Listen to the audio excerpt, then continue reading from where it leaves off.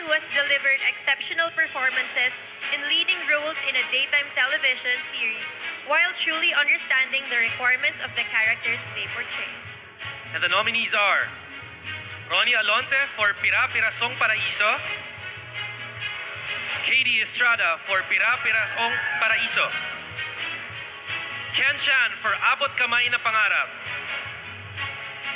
Kelvin Miranda for Unika Iha, JC De Vera for Nag-aapoy na Damdamin, and Benjamin Alves for Magandang Dilag. The VP Choice Award goes to Katie Estrada. Congratulations.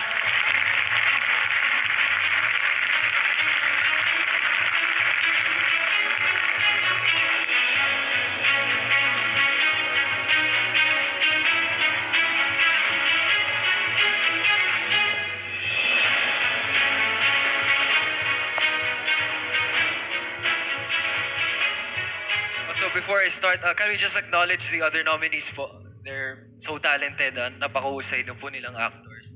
And if you don't mind, I have a grocery list of people I'd like to thank. So of course, I'd like to thank VCBA Awards, and of course the panel.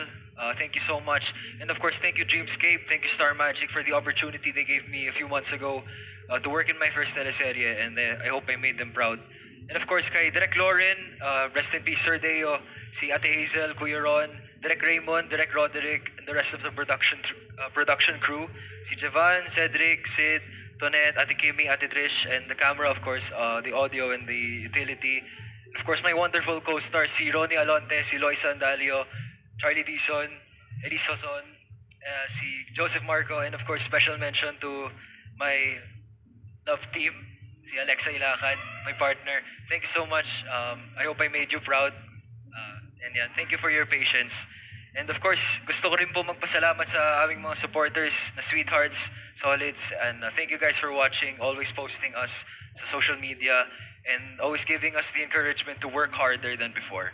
I love you guys, and I'll never stop saying that I love you kasi the best kayo. And thank you. Thank you ulit, VPCA, and thank you for the recognition. Thank you po.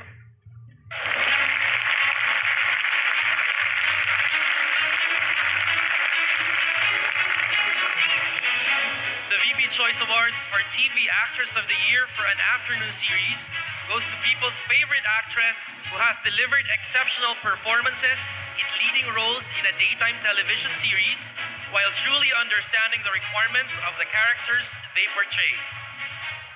The nominees are Jillian Ward for Abot Kamay na Pangarap, Loisa Andalio for Pira-Pirasong Paraiso, Alexa Ilacad for Pira-Pirasong Paraiso, Herlin Budol for Magandang Dilag, Kate Valdez for Unika Iha, and Jane Oineza for Nag-aapoy na Damdamin.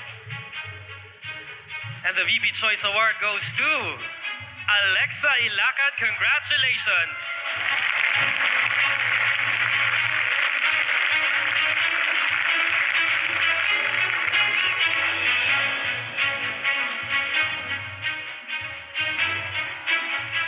Hi everyone, good evening. Ako po si Alexa Ilacad.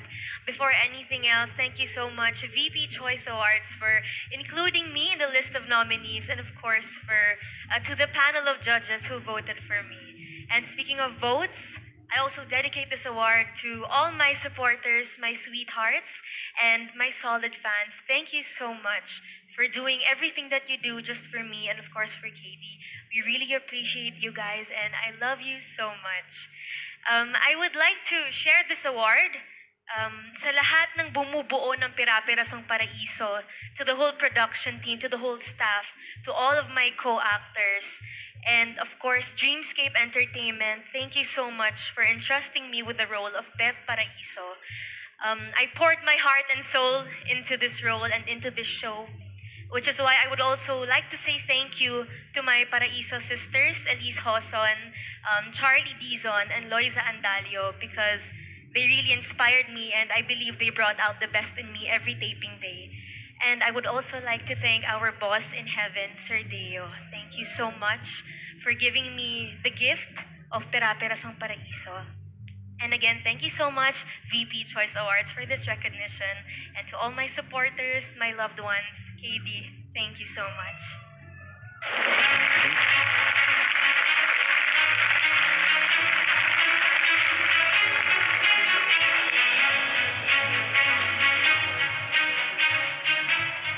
The VP Choice Awards for TV Actor of the Year for a primetime series goes to the people's favorite actor who has delivered exceptional performances